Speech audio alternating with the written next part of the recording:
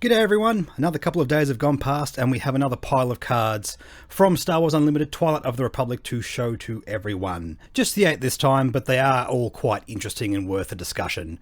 A quick shout out to the content creators that bought us these. This is DragonRiderTCCG, Puente 3, I hope I'm pronouncing that correctly, and Artificery. These are all YouTubers, so I've linked down in the description the videos that they spoiled their cards in and the cards being spoiled, so go send them some love as well. The rest were spoiled by FFG and Asmodee in some kind of event in Spain right now. I'm not sure what that is, but we do have a couple of cards in Spanish. While we don't have the exact title for them in English, we do have all the information on how they're going to work mechanically, so we can still talk about those cards anyway. Also, another shout out to the Star Wars Unlimited database. This is an unofficial sort of card database organizational system where you can go build your own decks, organize your collection, all that kind of stuff. In my opinion, it is currently the best online deck builder for Star Wars Unlimited. Apart from all of that, it also has a spoiler feed for these cards with all the content creators on it. So thank you so much to all those involved with that. Really makes my life a lot easier when I'm making these videos. Let's start with something a bit different today. We've got a couple of unit token generators in green in a couple of events. We have the Clone Wars and Manufactured Soldiers. 2 green events that can make you a bunch of unit tokens in various different ways. They're both modal cards. So starting off with Manufactured Soldiers, this is the one I'm probably a bit more interested in terms of constructed play. It is a 3 cost, it is a double green event, it has the supply trait. So choose one of either create 2 clone trooper tokens or create 3 battle droid tokens. So it's asking you the question if you want to go a little bit more tall or a little bit more wide. Now I made the comment in the last video, we had the Batch Brothers, which is a way of generating 2 units at a relatively low cost. And I made the comment back then that if there is any kind of sort of competitive coordinate deck, it's probably going to have to play that card. But then we saw this, and it makes me think, okay, well, do we have to be playing double green in order to have coordinate? This plays very well with coordinate, by the way, because you have the option of making 2 or 3 tokens, whatever is best for you at the time.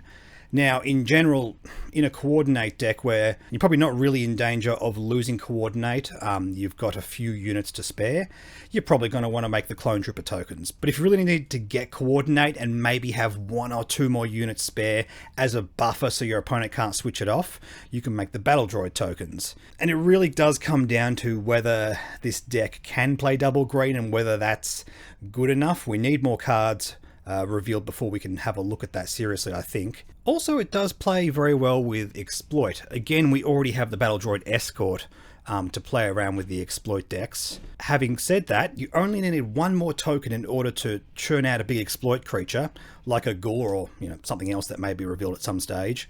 You can make 2 slightly larger tokens, and you can keep the 2/2 around after you pay for the exploit cost. So the flexibility there I think is going to really be key. My only major concern is, do we really have enough stuff for either mechanic if we are limiting ourselves just to green and either white or black? We're not going to have access to like red to play the Batch Brothers alongside this. We're not going to have access to yellow for playing Plo Koon and all those kinds of things as well. So there's got to be a really good payoff for paying double green, and I think at this stage we need to see more cards before we can really make that judgment. Needless to say, the flexibility is fantastic. Whether or not we just want to play this in a regular double green deck that doesn't really worry about exploit or coordinate, yeah, I think there's actually a good chance that this still sees play even in those decks. It's not a great rate on the stats you get. You either get a total of 8 combined power and health, or 6, which is just okay for 3, but it's the flexibility which really helps with that. And I think it's going to be relevant in a lot of different things for that reasons. Interestingly, it plays quite nicely with General Kagi, of all things. If you play it in like some kind of Imperial deck, say a Palp deck, you've got 2 clone trooper tokens to put experience on for General Kagi. A little bit of a side bonus there, for example. And also in your green villainous decks, you can play it alongside Kraken. All the exploit stuff we've seen is either green, black, or just black, so that's fine. It can go inside those decks as well. I think if the more dedicated Gore deck does exist, yes, this is going to be important. I just want to clarify, I know I bring that up a lot, I don't think Gore is necessarily going to be very competitive, just want to make that point clear. But this is the kind of all-in cards you need to play in order to really make sure those combos are always popping off. Alright, let's have a look at the other event that generates tokens. In the Clone Wars, this is a 2-cost, just the single green requirement this time. It has the disaster trait. Oh, come on, FFG, it's not that bad. Pay any number of resources. Create that many clone trooper tokens. Each opponent creates that many battle droid tokens. My biggest criticism of this card is it doesn't seem to be a good rate on what this is doing. Even though it's technically modal, all the different costs is technically a different mode if you want to look at it that way. It's 3 to make a 2/2 and give your opponent a 1/1. That's awful. It's 4 to make 2 2/2s and give your opponent 2 1/1s. It's still pretty bad. It's 5 to make 3 2/2s and your opponent 3 1/1s. It's approaching an okay cost, but man, giving your opponent those tokens really sucks in this. There is the argument that this can combo with certain things, and look, Mace Windu is right there on the art. Just give your opponent a whole bunch of battle droid tokens. I made the comment when we were looking at General's Blade that, hey, Mace Windu's going to love fighting battle droids. Well, now your opponent doesn't even have to have battle droids in their deck. You can give them to them, so you can just mow them down with Mace Windu. I mean, I think like an all-in Clone Wars, playing alongside Mace Windu with the General's Blade, playing that as a combo, and then you've got to play another unit afterwards. No, that's awful. Don't do that. That's like a 4-card combo. It's never going to happen. But look, I guess, again, if the deck has to go all in on tokens, if it's super important, then great, maybe you play 1 or 2 of this, but man, that downside's risky. You play this alongside somebody else. If your opponent's playing Coordinate, if your opponent's playing a exploit deck, then what's going to happen is you're going to give them the fuel to either switch on their Coordinate or turbo out their exploit units. And what happens is you're the one that's paid all the resources and they're capitalizing on it. And that's just going to feel absolutely terrible. I got to be honest, I don't like this card, but again, it's doing something so interesting and unique, it might actually be playable. We just won't know until we actually see it on the table. I just combine the fact that I don't think it's really doing anything amazing at any one of these costs and the fact that there is that just inbuilt risk. I'm not a fan of this. With Manufactured Soldiers, I think is a lot more solid if we can make the double green work with these kinds of decks. All right, let's move through these in no particular order. We'll end with the splashy legendary card. Why won't we do that? Next up, we have Confederate Tri-Fighter. This is a Separatist unit, a 3-cost 3/3. Perfect flavour right there. Separatist droid vehicle fighter, and bases can't be healed. So this is a great hate piece against opponents that are relying on them being able to heal their base in response to you being aggro, burning them out, burning through their units, and just going all in on just punching the base as quickly as possible. It's a counter strategy we're seeing a lot of right now because of the prevalence of the Sabine leader. Thankfully, this can't be played alongside Sabine because it's villainous, not heroic. But nevertheless, if that exists within the meta, having a piece like this is going to be very, very helpful. I don't think that means we play the main board, just to clarify that point, unless there are basically no other 3-drop starfighters for the Separatists. If it slots in the deck nicely as is, fine, but it's probably going to be a sideboard piece, and probably a very important one going forward in the game. When the meta shifts in that kind of way, we're going to have access to this from now on, and always good to see some solid sideboard pieces. Let's move along to a kind of an exploit payoff, kind of not. This is the Invasion of Christophsis, a Separatist plan event. Cost 15, but it has exploit 4, so it could be as low as 7. Choose an opponent, defeat each unit that player controls. This could be a good indication of what sweepers are going to be looking like in the future of this game. Look, in games like Magic the Gathering, we just have hyper-efficient sweepers like Supreme Verdict, the Meathook Massacre, that are so powerful and unstoppable and just so oppressive to heavy creature-based decks in that game. Reality is, in Star Wars Unlimited, a key difference between this and Magic the Gathering is everyone's playing units in Star Wars Unlimited. There's no weird kind of alternate win style right this moment. Yes, the way we interact with the units is different from deck to deck, the way we utilize the resources to play them, but there's no deck that's only playing like 2 units as a finisher in a control deck. That doesn't exist in this game. So they do have to be really careful about the way they print sweepers, and this is interesting because basically It's pretty much functionally a card that's most of the time going to hit every unit on the board. You really have to have a board significantly larger than your opponent's for that not to be the case. Or the game has just gone on for way too long, and like you're only like exploiting for maybe 2 or 3, or somehow 0. That's not going to happen. But realistically, if you have 4 fairly average little units on the board, say a few battle droids and a 2/2 or something like that, and your opponent just overextends a little bit more than you do, maybe they have a nice haymaker on board and 3 or 4 other units, pretty significant board state, but this is obviously going to be a great card to play in those situations. Just bear in mind that it is somewhat reliant on your board state, so it's not as consistent as I'd like it for a board sweeper. But what I like about this, what I like the inbuilt balance that basically you have to invest a certain amount of your own units to make sure this is working. So it's pretty much a symmetrical board sweeper. You can kind of tweak it. You can kind of manufacture the situation so it's a little bit more one-sided against your opponent. But that's a difficult situation to get into. Basically, like all the board sweepers we play in Magic, it's a case of waiting for it to be most opportune for you, even if you do have units on the board. It's about picking the moment when your opponent has overextended just a bit too much, making sure you don't wait so long they just hammer your base and make it impossible for you to win. Also be mindful that when you're playing sweepers, you're the one investing the resources into resetting the board. So perhaps there's a strong argument that this should be generally played towards the end of your turn. Make sure you've got all your attacks in first. Bear in mind if this does become any kind of meta card, doing that may tip off your opponent that you have this. This is a conversation we've had for a long time in Magic, and I like this unique approach to making these for Star Wars. So this is really cool. Maybe a little bit overcosted. Maybe we can tweak this down a little bit and change the balance that's built in, but basically forcing you to invest into your own board sweeper makes it feel like it's more appropriate for this game. Let's move over to Sabine Wren. We have a new unit for Sabine. This time she is heroic and cunning. 4-cost 4/4, Fringe Mandalorian Spectre. Interestingly, not a rebel because this is Sabine as she's represented from the Ahsoka Disney Plus show. While this unit's exhausted, she can't be attacked unless you gain Sentinel. On attack, you may discard a card from your deck.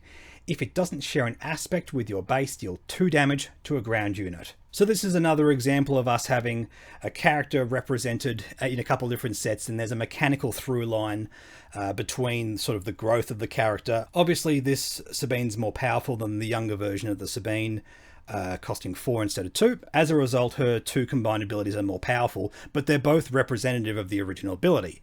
It's harder to attack her for whatever reason.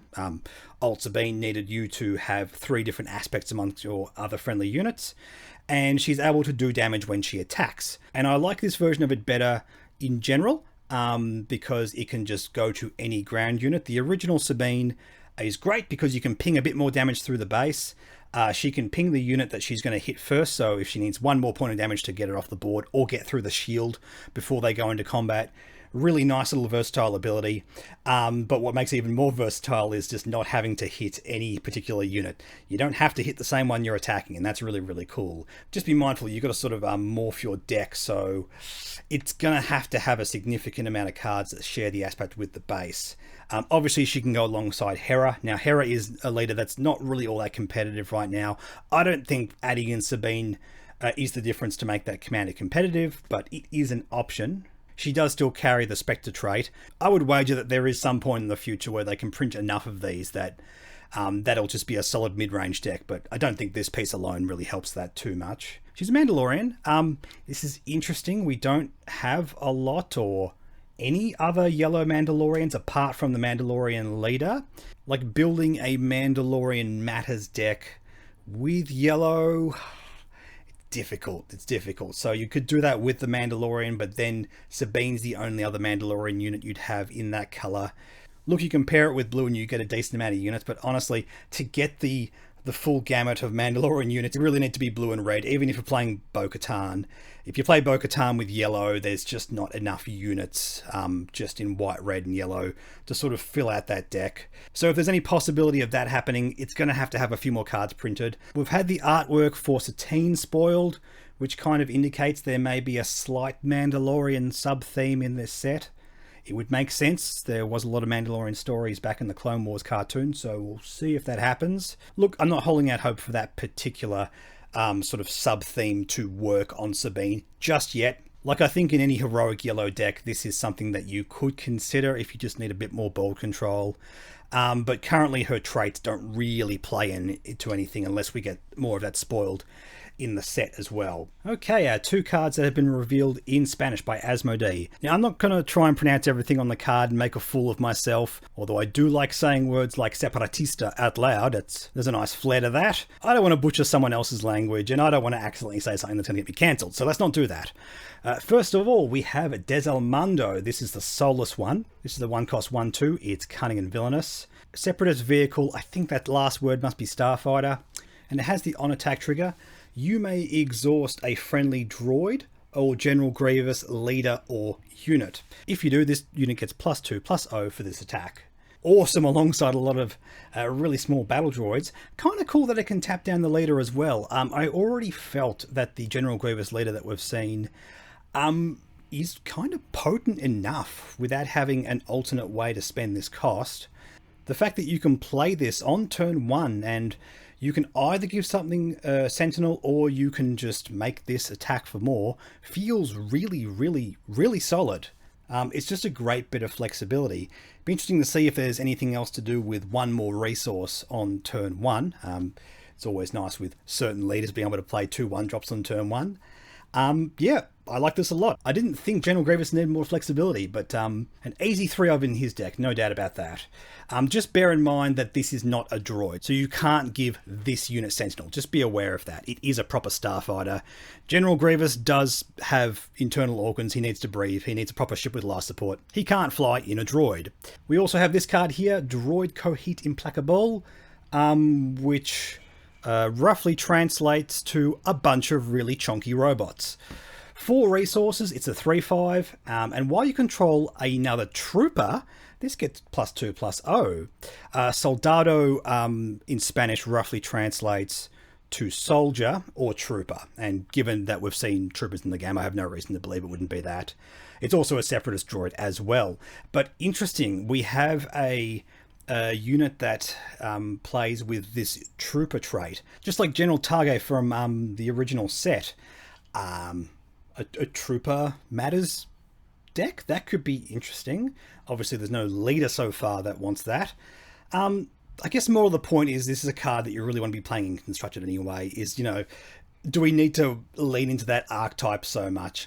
It's essentially a 5/5 for 4 in that deck, and yeah, it's a good bunch of stats, but at the end of the day is a unit that is only giving you good stats as a 4-drop really the best thing we want to be doing on turn 3 or 4, and it's just maybe not. I think my gut says probably no. But look, as a draft card for Separatists, I'm sure it's absolutely fine. I just need to make sure there's enough troopers to sort of make that go off. A 3/5 for 4 is just bleh, whatever, not great. So yep, cool fun little draft card there, nothing more to say about that. Let's finish off the video with Ki-Adi-Mundi. We do have a legendary Jedi to show off. He is a 5-cost Vigilant Aspect 5/7 Force Jedi Republic unit. Coordinate. When an opponent plays their second card each phase, you may draw 2 cards. And people are a little bit down on this. And look, from terms of power level, I don't blame them. But in my opinion, legendary cards should be pushing into this more interesting design space. The splashier cards, in my opinion, is exactly what we should be putting in legendary, not staple cards. So this is great from that point of view. I'm very happy that this design is in legendary, as opposed to a really important removal piece or something like that. Definitely a trade-off I'm always happy to make. In terms of his ability, he's a 5/7 for 5. That's pretty good. That's no problem with that at all. And if you would just put your, just as I'm looking at the screen, I put my thumb over the word coordinate. Now he looks fantastic. With coordinate though, you're jumping through a few hoops here. I mean, look, that second ability, it's good. It's really good. It's punishing your opponent for playing the game. You'd be surprised how tilting this can be. There's a card similar to this in Magic called Ledger Shredder. I absolutely despise this card because my opponent plays it, and now I just have to let my opponent do more things if I play Magic. Great! Ki-Adi-Mundi is drawing cards, so it's not like he's growing your own units. He's not generating tokens or anything like that. He's drawing cards. Drawing 2 at once as well. It's not insignificant in this game. We don't usually see that in a kind of repeatable effect. Again, legendary, that's what I mean. But getting to coordinate having to use this. Look, there are going to be times when your opponent can play around this. When they're resourcing their cards, they're thinking what to play during their turn. Instead of the 2 smaller resource cards, I'll play the 1 bigger resource cards to make sure that you don't get 2 cards. Not a situation they can always get into, not a choice they can always make, but it does mean that occasionally this is a bit of a blank effect. And I don't like that combined with the fact that you need coordinate as well. It makes the card feel a bit narrow. Also, I want to point out as well, I don't love coordinate in blue in general. I don't see the cards to make it come together. Look, you could stick this in a deck and it could just incidentally trigger. It is possible. But even then, like, you want consistency. You really want to be making sure coordinate's going off consistently with this card. And I think that's just going to be the thing that stops it from being awesome. I might be wrong. We're moving into a completely new meta, new environment where there's a strong make a bunch of tokens theme. So maybe it's just not the challenge I think it's going to be. But honestly, that's where I think this card is. I think if blue can get access to 1 or 2 okay things that support the coordinate subtype, even if it's not doing it itself, even if it's not the color that's making all the extra units, you can do it from other colors. But I just don't see it being there right now. I think from what we've seen so far, I like coordinate best in red and green. Maybe like green and yellow or double green, but I think red and green is probably going to be the color pairing that has access to enough cards to make it pop off if it is going to be competitive. I must add that caveat because it's a very weird thing for the game. We don't know if it's going to work or not. We don't know how competitive it's going to be. We just have to wait and see. And Ki-Adi-Mundi, look, I'm happy to have my mind changed. I just don't see it with this card. Sorry to end this video on a downer, but that's just the way I think of this one. Thank you all so much for watching. In about a week's time, we do have Onyx Unlimited coming up in Canberra. If you want to come along to an awesome Star Wars Unlimited event, it'll be in Canberra on the 14th and 15th. Link to that down in the description. We also have the Planetary Qualifier next month in Melbourne. That one has sold out, but I will be going to that, so hopefully I see some people there. And we have a bunch of store showdowns being announced. If you happen to be in Australia or Victoria and you want to sort of get involved with the game and try and follow where these events are, the best thing to do is to jump on the various Facebook groups. I know that's a bit of a pain for some people. I personally don't love Facebook myself either. It's more a tool I have to put up with. But look, it's there. At least we do have one central source for all this information. In the meantime as well, don't forget to jump on the Discord for the channel and we can have a chat about all things Star Wars Unlimited and X-Wing, free to access. Don't have to sign up to a Patreon like that. It's right there down in the description. Just click the link and you can be on that platform. And I will see all of you in the next video.